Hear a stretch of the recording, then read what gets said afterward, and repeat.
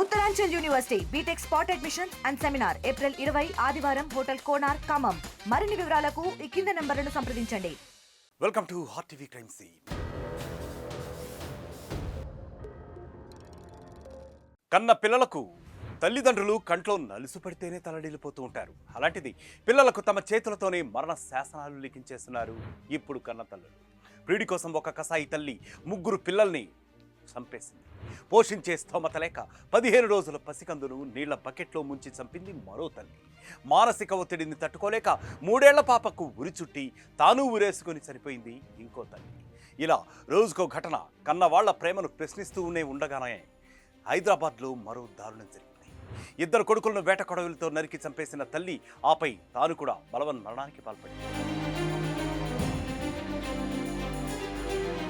హైదరాబాద్లోని Jeedimetla police station పరిధి గాజుల రామారంలో ఈ ఘటన చోటు చేసుకుంది. ఖమ్మం జిల్లా సత్తుపల్లికి చెందిన గండ్ర వెంకటేశ్వరరెడ్డి, తేజస్విని దంపతులు గాజుల రామారం బాలాజీ లేఅవుట్లో నివాసం ఉంటున్నారు. వీరికి ఆశీష్ రెడ్డి, హర్షిత్ రెడ్డి అని 2 కుమారులు ఉన్నారు. వెంకటేశ్వరరెడ్డి బొంతపల్లిలోని ఓ పరిశ్రమలో 4 ఏళ్లుగా పనిచేస్తున్నాడు. పిల్లలిద్దరూ స్థానికంగా ఉన్న ఓ పాఠశాలలో 1వ తరగతి నర్సరీ చదువుకుంటున్నారు. ఆర్థికంగా కుటుంబంలో ఎలాంటి ఇబ్బందులు లేనప్పటికీ అనారోగ్య సమస్యలు మాత్రం ఫ్యామిలీని చుట్టుముట్టాయి.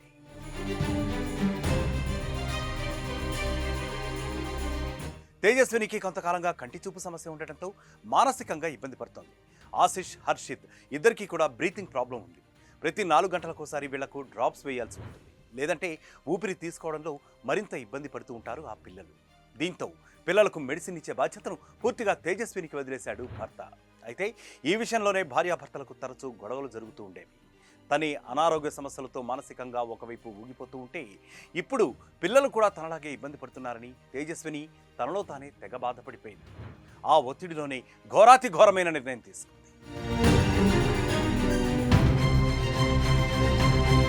గురువారం భర్త డ్యూటీకి వెళ్ళిపోయాడు. స్కూల్ నుంచి వచ్చిన 2 కుమారులు అల్లరి చేయడంతో తల్లి చిరాకు పడింది. ఆ కోపంలోనే వేట కొడవలితో పిల్లల తల, మెడ భాగాల్లో విచక్షణారహితంగా దాడి చేసింది. ఈ ఘటనలో హర్షిత్ అక్కడికక్కడే ప్రాణాలు కోల్పోయాడు. ఆ వెంటనే అపార్ట్మెంట్ పైనుంచి దూకి తేజస్విని కూడా చనిపోయింది.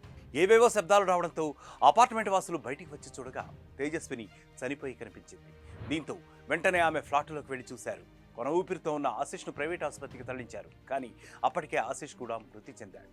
భార్య, పిల్లల మృతితో వెంకటేశ్వరరెడ్డి కన్నీరు మున్నీరుగా వినిపిస్తున్నాడు. సమాచారం అందుకున్న బాలానగర్ డీసీపీ తన సిబ్బందితో అక్కడికి చేరుకున్నారు. మృతదేహాలను ఆసుపత్రికి తరలించారు. ఘటనా స్థలాన్ని పరిశీలించగా తేజస్విని రాసిన నోట్ అక్కడ లభ్యమైంది. అనారోగ్య సమస్యలతో తాను, తన పిల్లలు రోజురోజుకు ఇబ్బంది పడుతున్నామని, అయినా భర్త పట్టించుకోవడం లేదంటూ కుమిలిపోయింది. పిల్లలు, తాను చనిపోతే ఎవ్వరికీ ఇక ఇబ్బందులు ఉండవని ఇలా చేసినట్లు ఆమె రాసుకుంటూ వచ్చింది. తేజస్విని నోట్ ఆధారంగా పోలీసులు దర్యాప్తు చేస్తున్నారు. బాలాజీ లేఅవుట్ అనే ప్రాంతంలో ఒక అపార్ట్మెంట్లో ఒక మహిళ, 35 సంవత్సరాల మహిళ, తన 2 పిల్లల్ని కత్తితోటి నరికి చంపి తను కూడా బిల్డింగ్ పై నుంచి దూకి అపార్ట్మెంట్ బిల్డింగ్ పై నుంచి ఆత్మహత్య చేసుకున్నది ఆ సమాచారం సారాంశం. దాంతో ఇమీడియట్గా పోలీస్ సిబ్బంది, inspector Jeedimetla and ACP Balanagar and myself ఇక్కడికి వచ్చి మేము పరిశీలించగా మహిళ బిల్డింగ్ పై నుంచి దూకి స్పాట్లో చనిపోయింది. పెద్ద కుమారుడు, అతని పేరు హర్షిత్ రెడ్డి, 11 ఇయర్స్. ఆ తల్లి పేరు తేజ, 35 ఇయర్స్. ఆశీష్ రెడ్డి, 9 ఇయర్స్. హర్షిత్ రెడ్డి ఇక్కడ ఇంట్లోనే చనిపోయి రక్తపు మడుగులో ఉన్నాడు. కొబ్బరి బొండాలు నరికే కత్తితోటి ఆవిడ కొడుకుని ఉండకూడదు జరిగింది. అదేవిధంగా ఆశీష్ రెడ్డిని కూడా నరికింది. అయితే అతన్ని హాస్పిటల్కి తరలించగా అతను హాస్పిటల్లో చనిపోయి ఉన్నాడు. ఓవరాల్గా ఈ సంఘటనకి కారణం ఏంటంటే ఆవిడ చుట్టుపక్కల వాళ్ళు కూడా విచారించాము. ఆవిడ కూడా సూసైడ్ లెటర్ రాసింది, ఒక 6 పేజీలు. దాన్ని చదివితే మనకి అర్థమయ్యేది ఏంటంటే కొద్దిగా మానసికంగా ఆవిడ ఇబ్బంది పడుతున్నట్టుగా అనిపించింది. అదేవిధంగా భర్త మీద కూడా కొద్దిగా కోపం ఉన్నట్టుగా ఆవిడకి ఆ లెటర్లో ఎక్స్ప్రెస్ చేసింది. మరోవైపు తేజస్విని మానసిక స్థితి బాగాలేదని, అపార్ట్మెంట్లో కూడా గొడవలు జరిగినట్లు ఇరుగు పొరుగు వారు చెబుతున్నారు. భర్త అన్ని విధాలుగా మంచిగా చూసుకున్నాడని, అయినా మానసిక ఒత్తిడిని తట్టుకోలేక తేజస్విని ఇలా చేసి ఉంటుందని అపార్ట్మెంట్ వాసులు భావిస్తున్నారు. కానీ ఆమె అనేది ఊక నన్ను బీచ్ హాస్పిటల్ పంపిస్తారా, నన్ను పిచ్చిదాన్ని అనుకుంటారా అని మాటలు చాలాసార్లు విన్నా నేను. So they don't want to take in to her. ఆమెని అట్లా నయం చేయడం కన్నా మనమే పర్సనల్గా తీసుకుందామని చేసుకునేటోళ్ళు. Love, it is out of love. ఇక్కడ ఏమిటిదంటే parents out of love, husband out of love వల్లనే ఈ tragedy.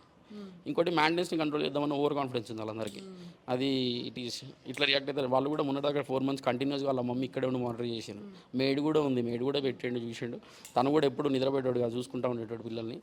It's not we can't blame anyone here. It's all madness. అనారోగ్య సమస్యలు కావచ్చు, ఆర్థిక కష్టాలు కావచ్చు, ఏది వచ్చినా సరే భార్యాభర్తలు ఇద్దరూ కలిసి ఎదుర్కొంటూనే ఆ కుటుంబం నిలబడుతుంది.